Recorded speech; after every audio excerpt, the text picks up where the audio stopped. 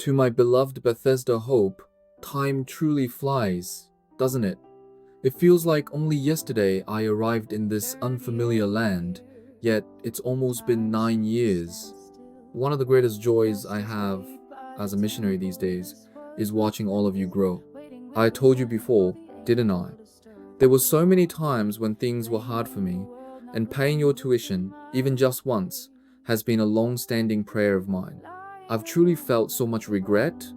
I often wondered what it would have been like for you if you had met a pastor or missionary with more ability and financial means. That thought always weighed heavily on my heart. Many of your seniors have already graduated and returned to India, and now they are all doctors.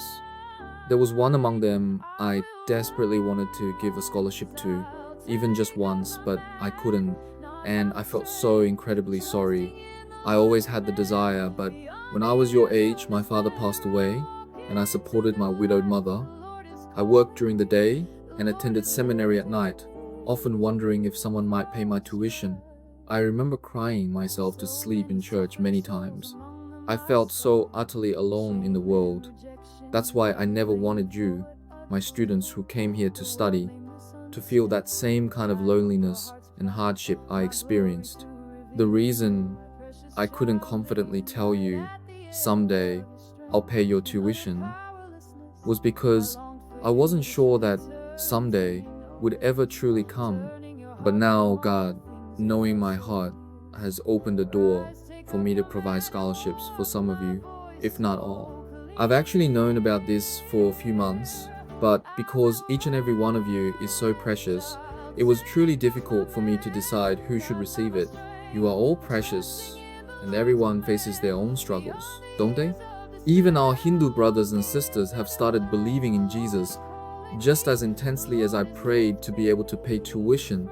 The coven of who to give it to was just as difficult. As I prayed, one sister came to my mind, and I felt that I needed to pour out this love of Jesus to her. I wanted to do it quietly, in case it might hurt anyone's feelings. You know, helping someone isn't always easy. If you push too hard, you can sometimes end up hurting someone's heart in the process. But then, the day I intended to share that love, I saw that sister sitting in church, praying and weeping with other students. It was clear something urgent was happening.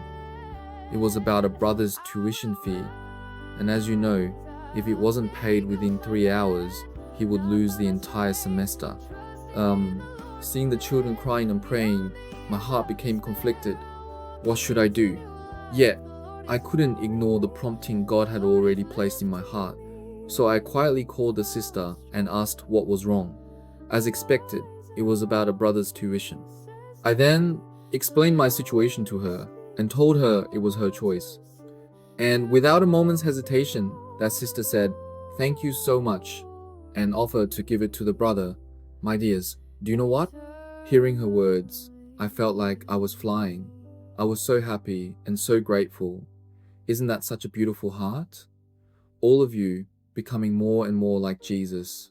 Your choices have made me incredibly happy. Both the one who gave up his scholarship for the brother and the one who received it wept before the Lord in gratitude. You are such beings. This isn't just one person's story. It's your story, and it's our story. It's the story of Jesus and us.